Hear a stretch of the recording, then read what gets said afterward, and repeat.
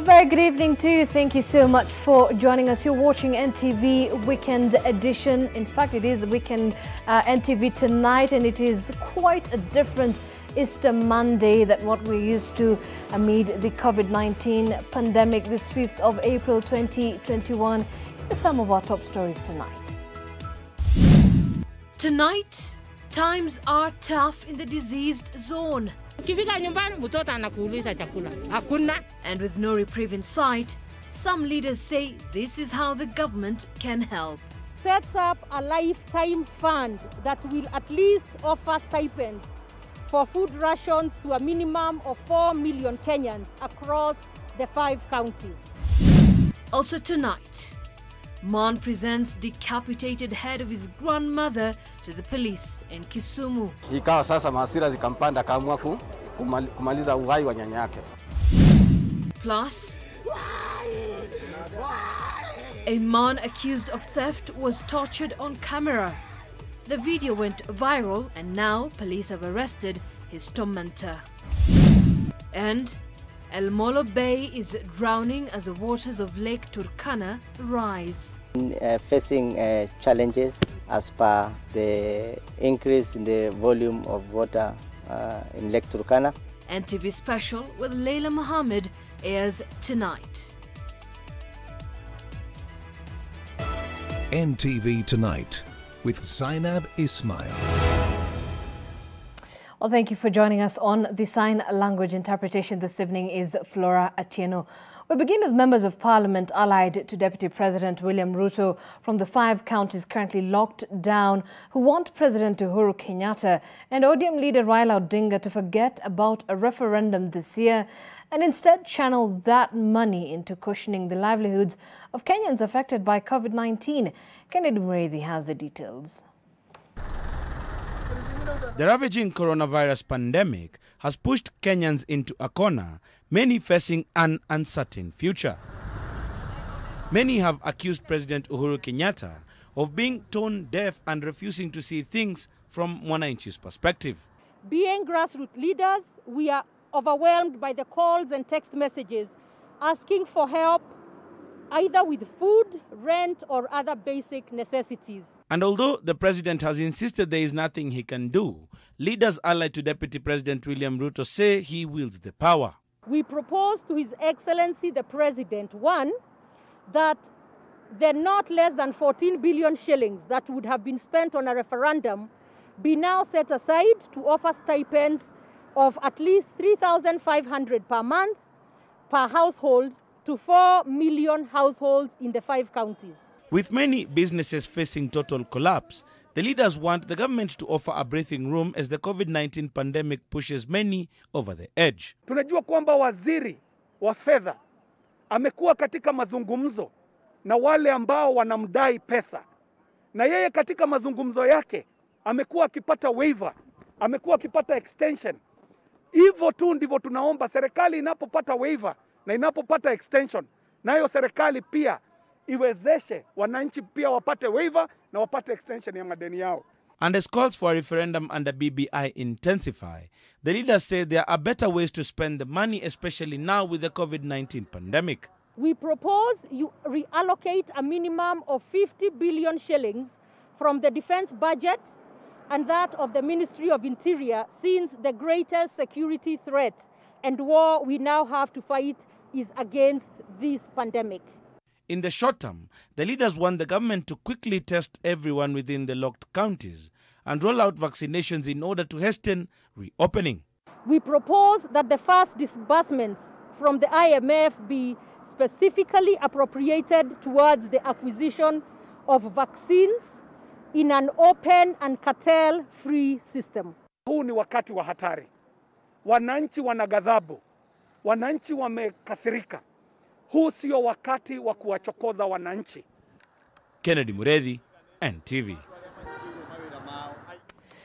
Well, roadside traders depending on travelers traversing the 5 counties and a lockdown are calling on the government to lift the cessation of movement order to keep their businesses from collapsing.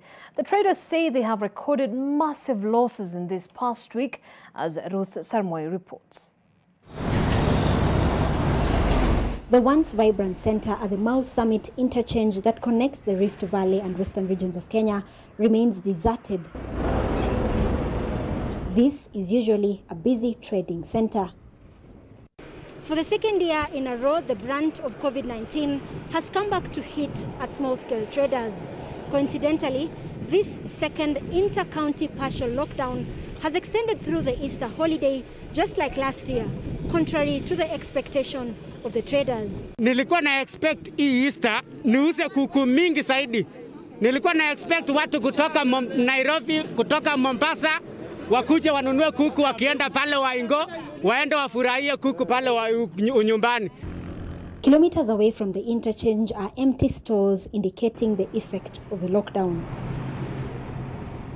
At Londiani Junction, the few traders at the center now fight for customers from the few vehicles that make a stop along the road. Wateja tunategemea wanatoka Nairobi, Nakuru, hizo kaunti zote zenye amefunga, hizo ndizo tunategemea. Hakuna kaunti zingine. Sasa Kericho huku ndizo tuko sasa, watu zenye vitu zenye tunauza ndizo wako nazo, sasa hawawezi nunua. The reduced number of buyers have resulted in massive losses for the traders. Tunauza kama carrot, ni vitu ya mkono. Saa hii baka inakuwa nyeusi unatupa. Sababu tulikuwa tunategemea hao wenye wanatoka Nairobi, wakiteremka wanakuja wakitununulia. Tena wakirudi Nairobi wanakuja wakitununulia.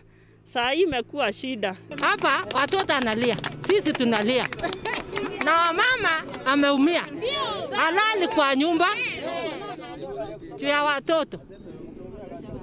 Ukifika nyumbani mtoto anakuuliza chakula. Hakuna. Stakeholders are calling on the government to reopen the country to avert further crises, as many of these traders have not been able to meet their basic needs. So what are we expecting after this? We are expecting insecurity from these guys, because poor guys, they must eat. The children has gone back home because of the COVID situation. They can't be able to feed them, and they're not going to sit back and watch as the children die of hunger. Malnutrition is a problem on top of a problem. Tunaelewa na tumejua kuna ugonjwa. Sasa angetufungulia tu sisi, tulete maji kama zamani vile alikuwa ametufungulia, tunawe mkono, tuweke mask na tujichunge. Hakuna kitu kingine. Ruth Sarmoi, NTV.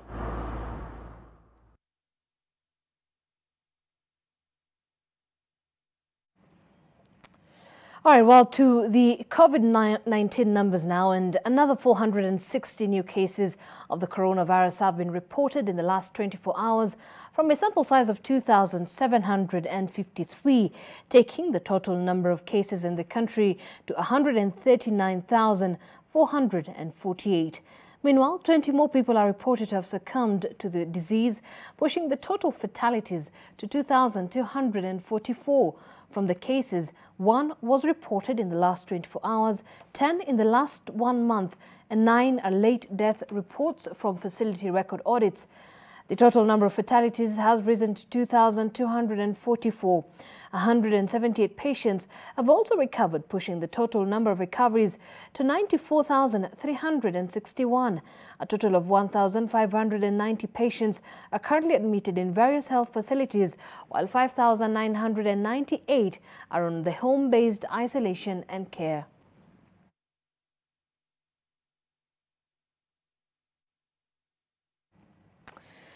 Well, police have detained a 19-year-old man in Nyalenda in Kisumu who beheaded his 70-year-old grandmother and presented her head to a police station.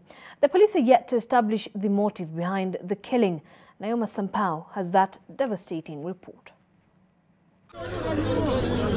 There was shock and panic at the Kisumu Central Police Station this afternoon after a teenager walked into the station carrying a small bucket with the head of his grandmother. Kevin Olal is said to have attacked the grandmother, identified as Jane Adhiambo, inside their house in Nyalenda Estate by stabbing her on the throat with a knife before chopping off her head with a djembe. According to neighbors, Kevin committed the heinous act at around midday on Monday.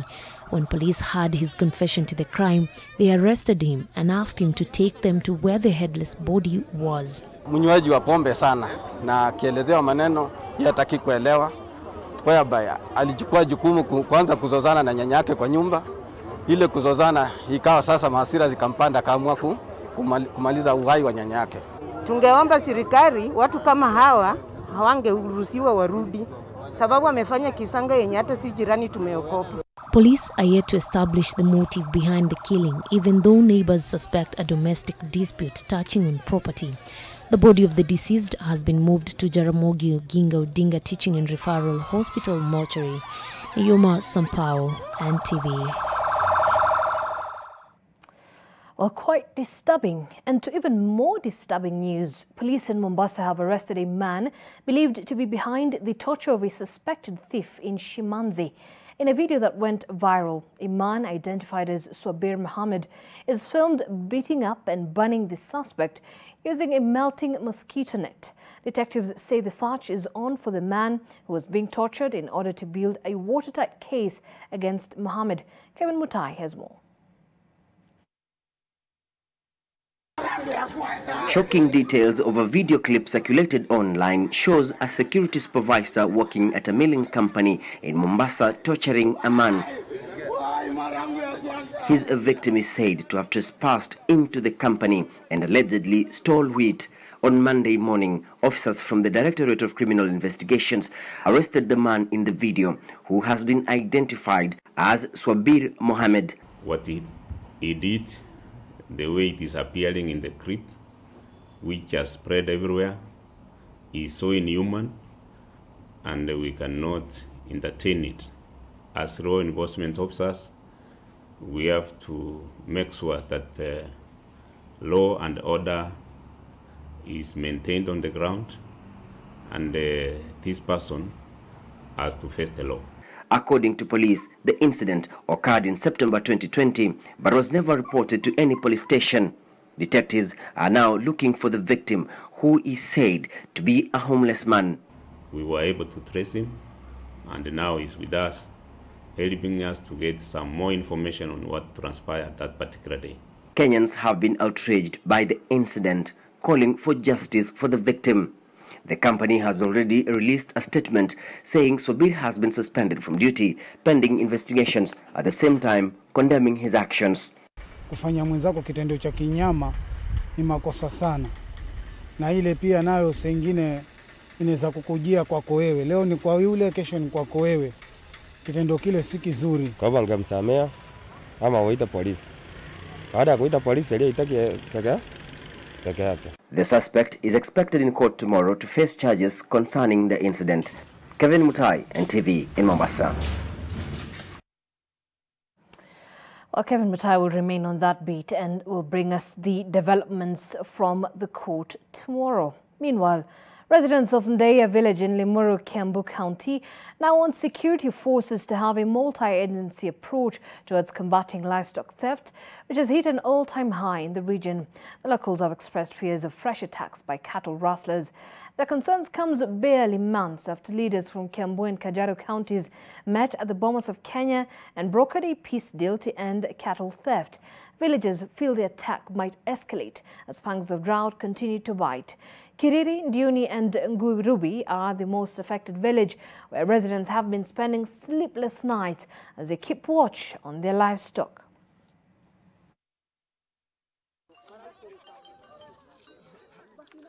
Ng'ombe zetu zimeenda, mbuzi zimeenda na zote hasirudi. Ile ng'ombe ikienda hairudi, mbuzi zikienda hasirudi. Kwa hivyo sisi tunalilia serikali wakati huu. Wanachukua ng'ombe, masafuria, nini, kila kitu. Sijui tunasagaa hii siku hizi namna gani.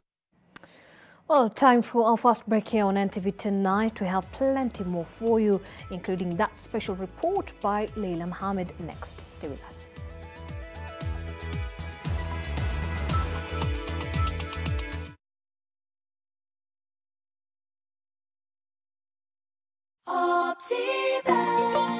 Wow! It's been 20 years of transformation with Optiven. From communities to environment to properties. Victory Gardens Kitengela. Aha! Garden of Joy Machakos. Wow! Amani Ridge, the place of peace, Kiambu. And now, to our brand new Get It community project, Happy Gardens in Kitengela. You matter to us. Pay 800K on any of our projects and get 20K cashback, PAP. Call us now on 0790 300 300. My darlings, my love will protect you from everything, visible and invisible. We might not always have plenty, but we will always have enough. And whatever Mama touches will magically turn into more for you. Just one capful of Dettol is enough to disinfect surfaces and protect your family and your home. This advertisement has been vetted and approved by the FDA. What is family? Family is a solid foundation to build on and a strong pillar to lean on. It is believing in each one of us for the betterment of all of us. Family is working together today to win together tomorrow.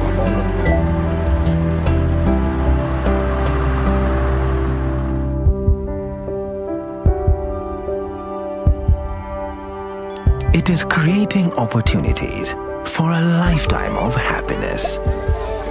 It is knowing we are valued, respected, understood, and most of all, supported. The future is bright because you can always bank on family. Family Bank, with you for life.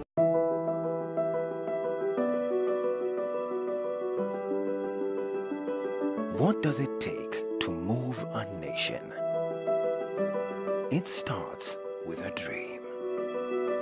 A dream which gains momentum and becomes bigger and better and more audacious. What does it take to move a nation? It takes the commitment to innovate and invest in breakthrough technology, to build partnerships across the continent, to create connections, to enable businesses to make their dreams a reality. What does it take to move a nation? It takes Sendi.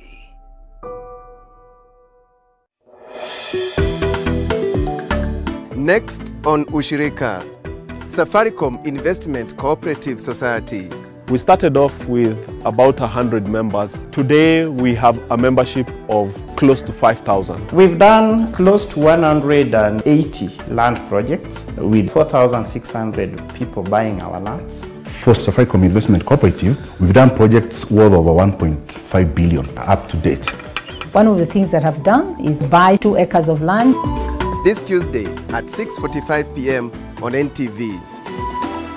Soil Merchants Properties have incredible offers for prime residential plots in Kisamis. Get 1 8-acre plot in Phase 2 from Kenya shillings 145,000. Welcome to our open day on 10th April 2021.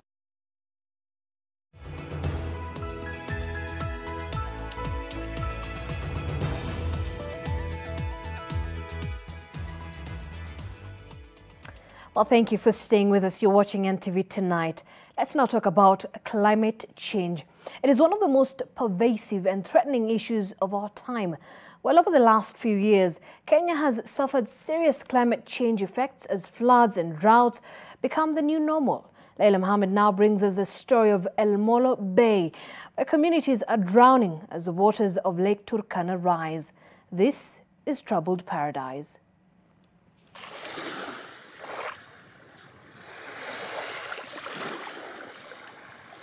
The sun rises above Turkana, creating spectacular views from down below. Daybreak means another opportunity for the community here in El Molo Bay to catch the breeze and make a living. Boats are the main means of transport here. Its inhabitants use them to and from the mainland, where they access many services essential to their survival, including schools. In Komote village, The morning rush hour routine involves huddling the children together in a boat in the mainland. The county government of Marsabit provides some of those boats, but other private individuals offer transport services across the lake. There are only a few life jackets available, and only the adults wear them. World Vision has since bought life jackets for the children to aid them in their journeys to school. The support that World Vision is providing includes ensuring that children that have been cut off by flooding and are using boats to access school have access to life jackets, because, as you know, protecting children is important, and giving them life jackets ensures that even as they cross the flooded rivers, at least they are wearing life jackets that can safeguard their safety. Once the boat hits land, the clear waters show the children's feet as they jump out to touch the ground. The sound of their feet hitting the water is even clearer as they rush to class before the day begins. We have been facing challenges as per the increase in the volume of water in Lake Turkana, and therefore few challenges we are facing in school is that the transition of these children from home to school and then from school to home. It has been quite challenging because we face a problem with fuel. Parents are forced to pay some amount of money in order to buy fuel for these children to move from home to school. The rising water levels here is being replicated in other water bodies that lie on the floor of the Rift Valley, a phenomenon that has gotten the attention of the government.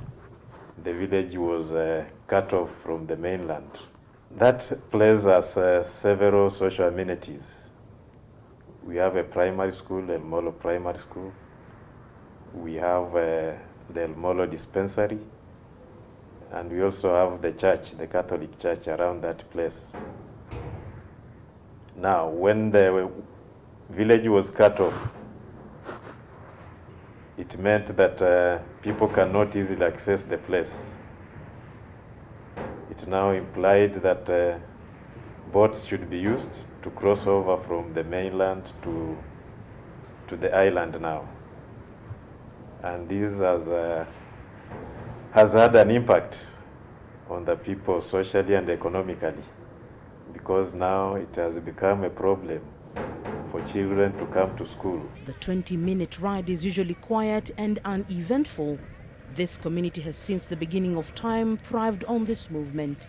Watu ya Almolo tumetoka mbali samani, kama sasa nataka historia. Sisi tumetoka pande hii, pande ya Shangela. Sasa kutoka huko watu akagawanyika mara ngapi? Mara mbili. Wengine nasema sababu sasa shida, kuna chakula, kuna nini. Wengine nasema wacha sisi twende. Sasa kina Baragoi ameenda kabisa na wengine imerudi. Sasa wale wamerudi, ndio sasa sisi hapa hivi. This community has since the beginning of time thrived on movement. When they settled here, the land stretched out far. But as time passed, they noticed the water was getting closer. And the closer it got, the smaller the land felt. Leo mambo inaenda kubadilika. Mwisige kitambo ya samani, pengine sasa Mungu anajua anapanga mpango yake. Sasa maji ndio yanajaa sasa. Hakuna sasa sisi tupele tunafanya nini? Tunatoka. Before this change of fortunes, the El Molo people thrived on pastoralism and fishing. The villages were also easily accessible. 2019 is when I reported to this sub-county. By then, the El Molo community are living in a place called Ikomote. In another term, maybe we can say El Molo Bay. It used to be an accessible place from the mainland. Vehicles could take people there, motorbikes. But gradually, there were some changes.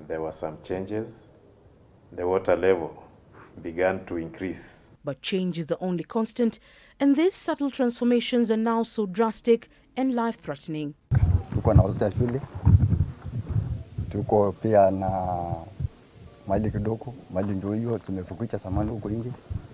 Watoto ndio hawa kila asubuhi tunapeleka, jioni tunarudisha. Wale kidogo wanalala huko boarding, ni sawa. So serikali tu inasaidia kidogo kwa pande mafuta. Sasa zingine sisi pia tunajisaidia panyoi. So mpaka sasa najua sasa tuko na shida kweli habari. The lake's rhythms have become increasingly unpredictable. The water's rising proximity threatens to strangle them. But despite the gloom that the rising waters bring to this community, a group of these pink birds brings some much-needed brightness here. Once they have filled their bellies, they fly away, some enjoying the sun. The sun here rises to high levels, thus forcing many to conduct their businesses really early or late afternoon. Unlike the birds who move at will, for the children, time is of the essence each day of the week. The government says that while the water levels is a factor keeping them up at night, a new challenge that only was discovered in early January is something they are working day and night to solve. Still talking about education matters in that area. We realized that the COVID-19 pandemic made some children to drop out of school when the schools reopened early this year on 4th of January. On realization of that, we teamed up. We formed the sub-county school reopening committee, and we came up with a schedule of activities for the enrollment campaign. Change to 24 hours clock system. Cross? We've gone round the whole sub-county because by the time schools were opening, 64% of the pupils and students had reported during the first week. The villagers claim that they feel abandoned in their homes, that with each day they continue to be marooned in the lake's waters. Sisi kama jamii tulitengwa sana sana, sio tunasema wakati mwingine sio kwa ubaya, lakini tangu maji erase, hii maji erase, na sisi wakati ile wa kwanza hii maji ilikuwa imekuja juu hivi, ilikuwa inakuja tu. Kuna season sasa wenyewe walikuwa wanajua kuna season maji na raise, alafu kuna wakati inarudi. Wanasema ikifika wakati sijui kuna nyota inakuja, maji inapanda juu. Wakati hiyo nyota inateremuka, kuna maji inateremuka. Lakini sasa ajabu, wakati huu maji ilikuja imeraise sana, yani imekuja kama ni abnormal, sio kawaida. Tumekuja maji imetufunga. Sasa sisi tumekuwa kama watu tumewekwa tu, tumetengwa pahali.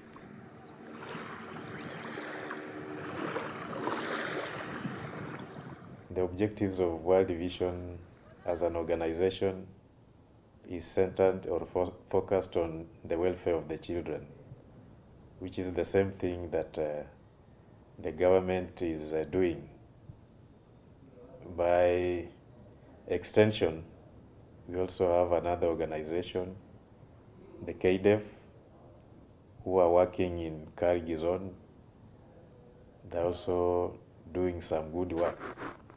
We can only succeed if we partner up, because we realize that the government alone cannot accomplish or provide for all the needs that are required for education purposes. The Ministry of Education has moved some pupils in other parts of the Rift Valley and Lake Victoria blocks, whose schools have been submerged by the rising waters of these lakes. The school starts from here. It goes all the way up to the center of the lake. Then it crosses that way, like that, until there is a tree there. That tree in the middle of water. And then it goes all the way this way. And then the other way around, and then behind this hill. So you see half of the compound, half of the compound of the school is inside the water. And while the situation here isn't that dire, teachers say it's only a matter of time. Before, we had toilets, enough toilets for girls and boys, and also for teachers. But due to this increase in water, we had all the toilets have been carried away by water. We also have another challenge. We are seeing this water is not decreasing. It is increasing day by day. So we are also worried about the boarding facility for girls, because it's just near water. The water is just next to the boarding facility for girls. Especially number 11, it tells you how to convert. We are also working to ensure that we support those families that have been affected by these floods through cash transfers. We are targeting 300 households, but specifically also focusing on the El Molo community to make sure that they have access to cash, because people have lost their livelihoods because of those floods. So we are distributing cash through cash transfers to ensure that they are able at least to put food on the table and use those means to start regaining their livelihoods.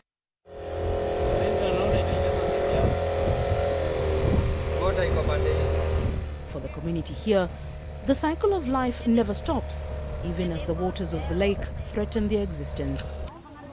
This mid-morning, young mothers and mothers-to-be are taking their monthly ride to the mainland. Like the children who sing through the journey, the women chatter in low tones while some play with their babies. Since the village became marooned, the journey to pre- and post-natal clinics only happens by boat. The women worry that medical emergencies may not get the urgent response they need in this environment. Sisi mtu akiwa mgonjwa ama mtoto akiwa mgonjwa ni shida kufika hospitali. Juu hatuna mafuta yenye itatufikisha ama means yenye tutafika huko, itakuwa ni shida kwa sababu hata kama tuko na jahazi na hatuna mafuta ya kuweka, itakuwa tunachelewa kufika hospitali. Kama sasa. Saa hizi karibu ni saa 6, bado tuko na watoto kwa boti, tunataka kwenda kupeleka hospitali kwa sababu ni wagonjwa. Na pia inachelewesha watoto kwa ajili ya masindano hii ya immunization.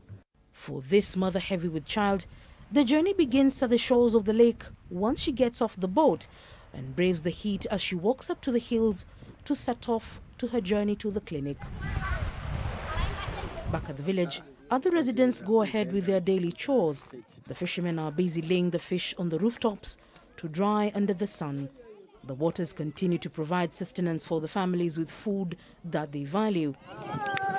Some say that whilst it was easy to transport the commodity before to some other towns and markets, the situation has changed and since dwindled their fortunes. The main clientele remains the villagers, but with not much income, some are left to consume it at home. Watoto yangu wasome tuende shule. Maisha mimi nimetoka, mimi sitaki watoto yangu wakae hivyo. The community fears that if the rising waters are not able to be tamed, their lives and livelihoods are in danger and seek government intervention soon. Samaki na tangu maji ikue imeraise sasa, samaki inapungua. Juu sasa najua wanasema nets hizi zenye tunatumia kwa deep water zinakuja juu. Samaki najua ina float. Haipati sasa kushika manets kama hizi kidogo dogo. Naona sasa tukakuwa sasa tumekuwa tumetengwa, tunaona mpaka hata siku hizi mpaka tunalalamika hata serikali sasa haitujui.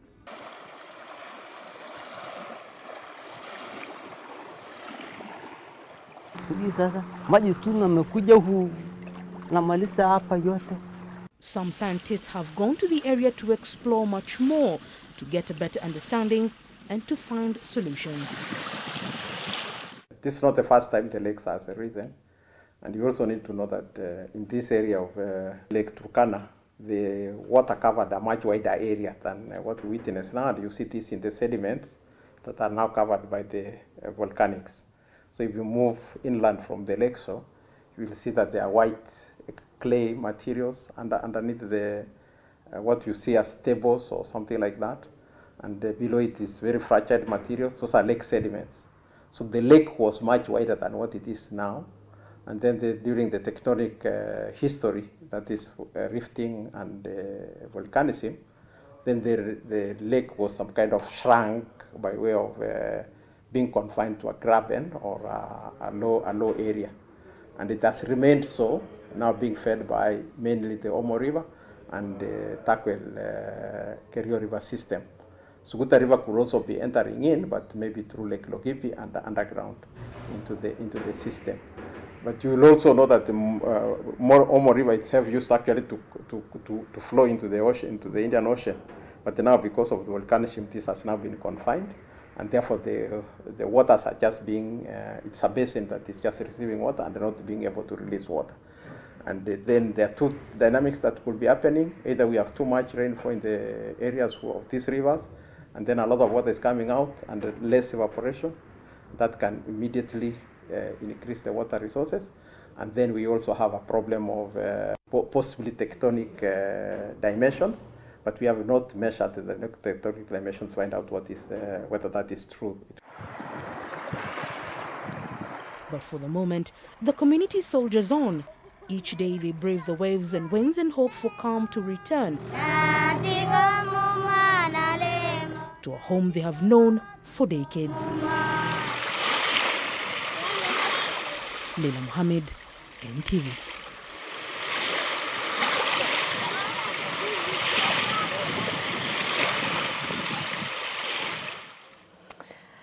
Troubled waters. Thank you so much, Leila Mohammed, for that report. It is the impact of climate change that has affected all aspects of humanity, specifically in that region. Let's take a break. We'll be back.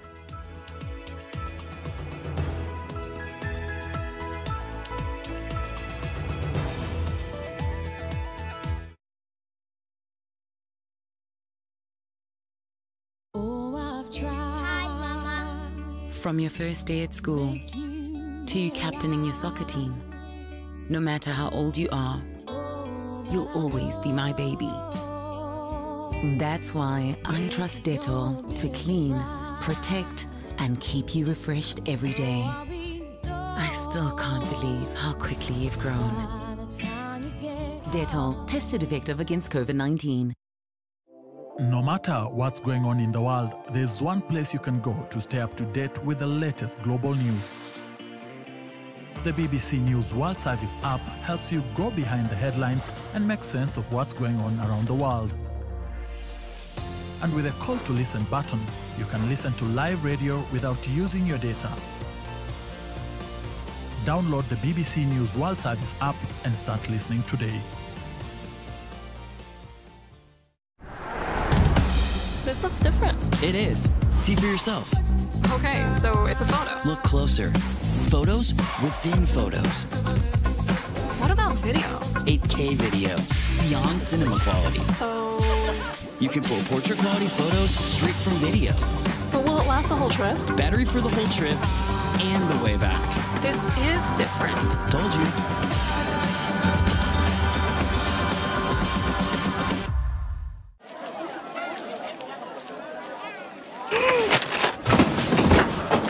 Do your gums hurt? Yeah. Does your toothpaste contain sage, eucalyptus, myrrh, chamomile? All that in one toothpaste? Yes, try Colgate Herbal. Colgate Herbal contains nature's best herbs and Colgate's fluoride technology to give you strong teeth and healthy gums. Ah, Colgate Herbal. Let's go.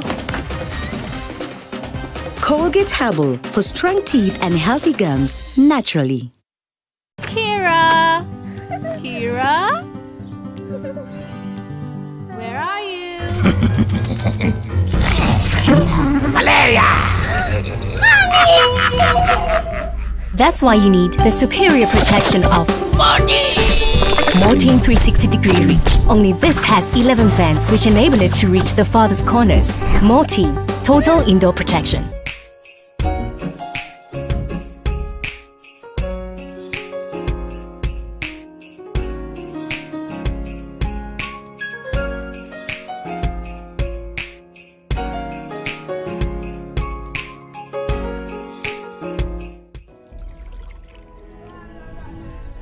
Just one capful of Dettol is enough to disinfect surfaces and protect your family and your home.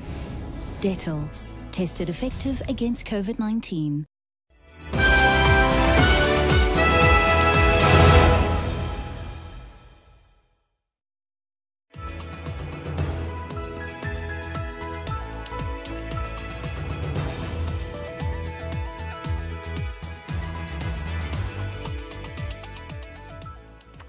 Thanks for staying with us. To some international news now. And the National Museum of Egyptian Civilization has fully opened to the public with enchanting artifacts to pique the curiosity of visitors. This comes just a day after a procession of floats carried the mummified remains of 22 pharaohs through the capital, Cairo, to the new museum. The rich history in Egypt has had its preservation truly upgraded for many citizens to see. The new National Museum of Egyptian Civilization now houses intriguing artifacts such as traditional masks, ancient carvings, and even surgical tools used in the olden days. The star of the show, however, being the mummified returns of pharaohs that once ruled the country decades ago. Officials have stated that this is a chance for visitors to see the history of Egyptian civilization unfold before their eyes. In the coming months, the country is due to inaugurate another new showcase, the Grand Egyptian Museum, near the Giza pyramids. It too will house pharaonic collections. The news of the museum has brought joy amongst many citizens, especially following the misfortune that has struck the country recently, including the struggle to refloat the giant container ship MV Evergreen, which blocked the Suez Canal for almost a week. All right, in time for another break. When we come back, all the sporting action for you. Stay with us.